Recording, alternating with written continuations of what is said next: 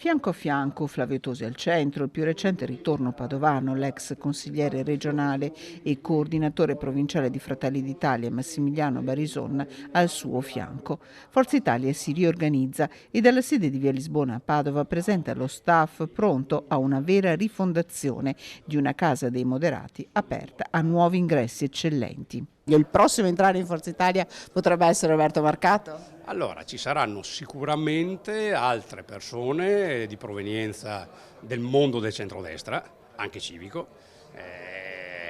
che sono delle figure di riferimento importanti in Veneto, che entreranno, torneranno, si avvicineranno a Forza Italia. Questo dopo i nomi per correttezza e lealtà non è giusto dirli. Quindi non è un no, non entra Roberto Marcato.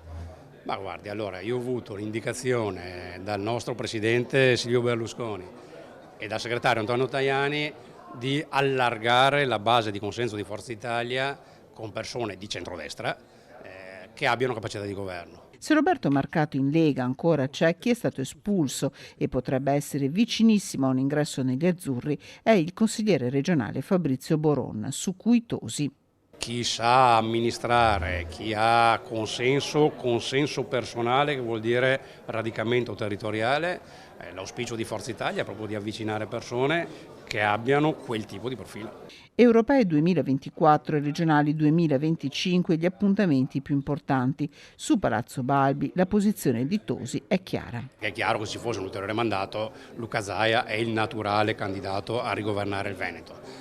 Non ci fosse, io per dire, io sono uno, l'ho sempre sostenuto per i sindaci come per il sottoscritto, sono coerente. Cioè per me, se il cittadino ti vota, ha diritto di votarti più volte senza vincoli.